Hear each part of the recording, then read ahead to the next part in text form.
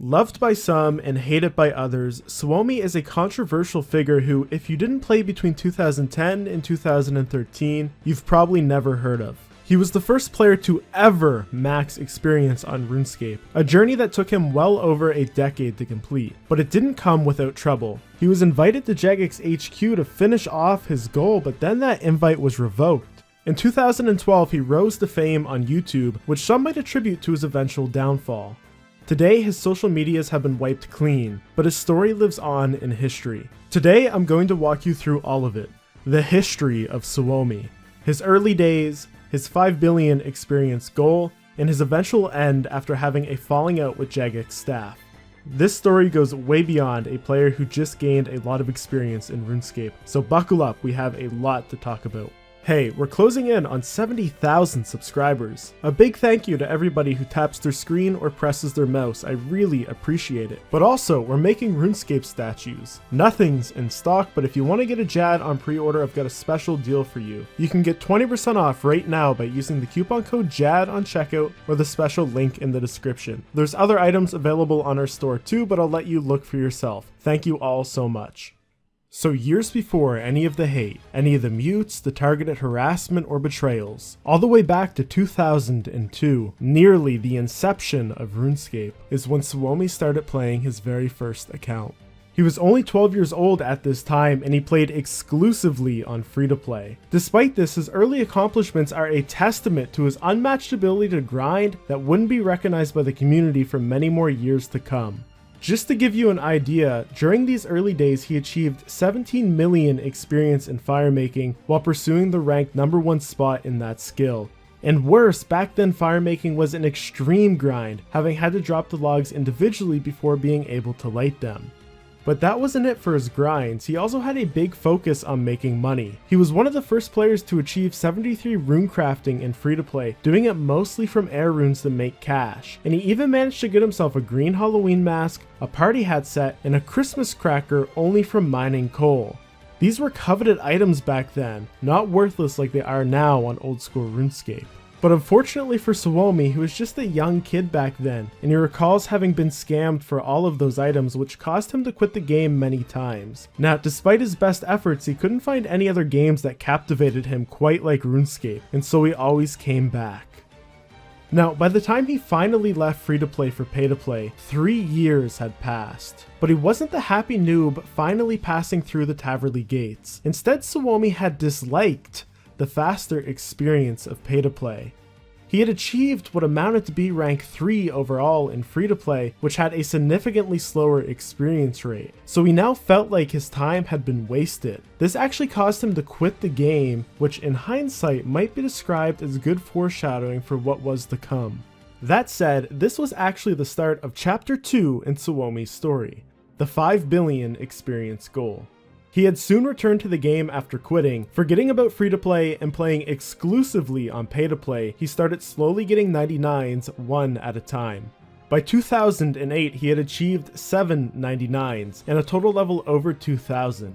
Impressive for the time and actually relatively close to maxing, but despite this, it would take him 3 more years before he ever maxed, and this was intentional. We'll talk more about it later, but really his motivation grew past just 99s at this point in 2008. He cites being inspired by players like Zazima, Jebrim, and Zarfot, who were all competing for ranks and achieving 200 mils. SUOMI said in a Tippet interview that he dreamed of 200 mil in all skills since he first saw people achieving them, but at the time he was in school, so it was unrealistic. This changed as he approached the end of school in 2008. He said he started wondering if he could achieve 200 mil in all the skills with this newfound free time. At first, he was private about his goal, telling only a few close friends who thought it was unrealistic but supported him nonetheless. On the 21st of December 2008, SUOMI achieved his first 200 mil, fletching.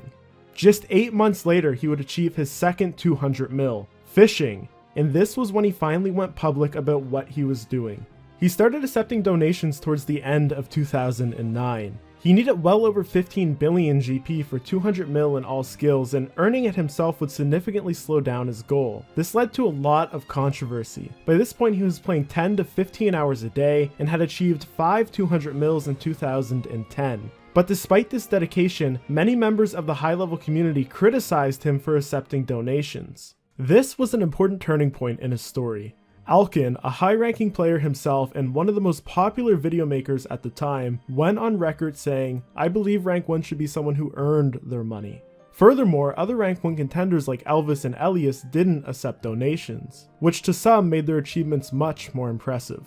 It wasn't just the high-level community that criticized him for taking donations either. It was also normal players. Even 8 years later, when I pulled this video on the community tab of my channel, there were people commenting that they didn't want this video made because of how he acted when asking for those donations all those years ago. Check it out, this person wrote, "I'd rather not see a video about SUOMI. He bagged and harassed people for money to get his 200 mil stats, including my old clan. He'd join, bag, and leave."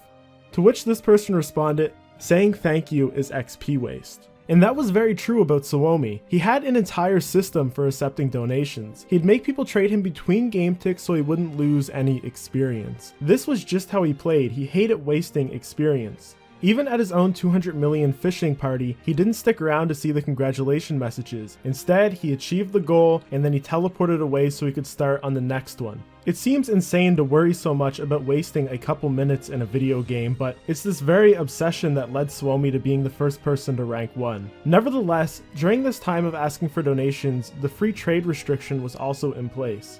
I've seen mention that he would ask people to give him the maximum amount, that was 60k depending on the amount of quest points they had. To some, this was ungrateful, but SUOMI expressed this sentiment in a 2011 interview he did on Tippett. "I have never forced anyone to donate or even tried to manipulate people into giving me cash. Sometimes I might have been a bit too eager perhaps, but that's it. There have been lots of rumors though, and there always will be." Now, despite all of this drama, people still donated him billions of GP. And there was high ranks in the community that stood behind the donations that he was taking, so he wasn't completely alone. Jebrim was definitely one of those supporters, and in a video that he made the connection that these donations were more than just drama for SUOMI. It was also a huge source of both unintentional and intentional fan harassment. You'll come to see that he suffered a lot the more famous that he got. See, often high-ranking players ignore crazed fans, but being so reliant on accepting donations, he had to make himself very public in the community, and this caused him to be bombarded. It also made him very easy to find for people who disliked him, so people would often crash him as he was skilling, ruining his experience rates. Either they wanted to do it to be malicious, or they just want to say hi to somebody that they looked up to. Regardless, this takes us all the way back to 2008, when he was so close to maxing, but he spent 3 more years getting many 200 mils before ever finishing off 99 in every skill. See, this was very intentional. High score ranks are sorted first by total levels and then by experience points. So by keeping below max total level, it kept him off the first page of the high scores. He said he did this because high-ranking players got lots of negative attention. He ended up finally maxing in February of 2011 only because the max cape was being released. At this point he was suffering from fame anyways, so there wasn't much point in holding out. And with over 2 billion experience at the time, maxing immediately put him in his real spot on the high scores, placing him at rank 5 overall. It was also around this time that he started uploading on his now deleted YouTube channel, RS SUOMI. I would mark this as the start of his downfall. Had he not started uploading these videos, perhaps he would have never quit, but as you'll come to see, the series of unfortunate events leading up to 2014 should not be blamed on him. A big announcement came later in September of 2012. SUOMI stated that he would stop playing the game hardcore because he did not feel like he was enjoying it anymore. He didn't go into specifics, but this came shortly after the Squeal of Fortune had been released into the game, a gambling system that was fueled by microtransactions that effectively let people buy experience. Check it out, here's an old video from SparkMac where he spent $20 on the Squeal of Fortune and he was able to just about fill his inventory with XP lamps. We know now in hindsight that this announcement was fueled by anger over this update. In an interview with Alkin that he did 2 years after this announcement ever took place, he confided that back then he was so angry about the Squeal of Fortune update because it devalued all of the time he had spent putting into the game. I think this was a reasonable reaction for somebody that spent the last 5 years of his life playing the game for 10 to 15 hours every single day. Now things got a little more extreme after this. SUOMI was just 2 months away from achieving 200 million experience in all skills when he decided he would actually quit the game. This was short-lived. As you'll come to see, it takes much more than just a few bad updates to force the #1 player out of the game. But the important takeaway from this moment is that he made a second post in which he wrote he no longer had any trust in Jagex, and that it's a shame the game has ended up the way it is. When he did return from this short hiatus of 40 days, he no longer had the same motivation that he once had. He wasn't playing as many hours, he wasn't gaining experience as fast. And so it wasn't until February of 2013 that he reached the end of his 5 billion experience goal. His last 200 mil was thieving, and he stayed just 1 experience away from completing it. At this point, Jagex had actually planned a trip for SUOMI to go to the Jagex headquarters so he could gain that final experience point there. They also planned to release old school RuneScape when he was at Jagex HQ. But shortly after making this offer, they rescinded it, and that was because they took a look into his YouTube channel and realized that he had posted a few videos expressing this negative sentiment from a few months ago about the direction the game was taking. It was going to be bad PR for Jagex to invite their #1 player to the game who was upset about the microtransactions they were introducing into it. Naturally, SUOMI was taken aback and he was hurt by this. He's never stated why, but after this he decided to hold off on leveling that final experience point. He remained just 1 experience away from being the first person ever to get 5 billion experience on RuneScape. It wasn't until what SUOMI felt like was a targeted attack that he gained that final experience point. See, in March of 2013, Jagex released a special event in which Guthix butterflies were roaming around the world of Gielinor, and when you caught one, it would give you experience in your lowest skill. Unaware of this, SUOMI logged in, caught a butterfly, and achieved this amazing milestone with nobody around. 0 friends there to celebrate, nobody around to congratulate him, and to make matters even worse, after he got 200 mil thieving, Jagex muted his account. This was troubling for SUOMI because it meant that he wasn't able to host a 200 mil event immediately after messing up. To make matters worse, there's a whole rabbit hole surrounding this mute that we have to jump down. He made a post on Reddit explaining the situation. So after they uninvited him to Jagex HQ, he started emailing them apologizing for the video that he had uploaded, to which he received no response. But after these emails, he started getting muted for private messages, something that had never happened to him before. SUOMI said he was having an online relationship, which he knows was against the game rules, but it was all through private messages. And that's what happened in this instance after he got 200 mil. It was another mute on his account for these private messages. Furthermore, SUOMI wasn't the only person that they're trying to silence during this time. Simon and James from RuneShark were also set to go to Jagex HQ alongside SUOMI. They got uninvited as well. This is because they also had some negative videos up about the game, and they even had a video wishing SUOMI all of the best. Now the interesting thing here is that James and Simon ended up working for Jagex many years later, but before they became J-mods, they made them remove all of those negative videos and even the video they made wishing SUOMI the best.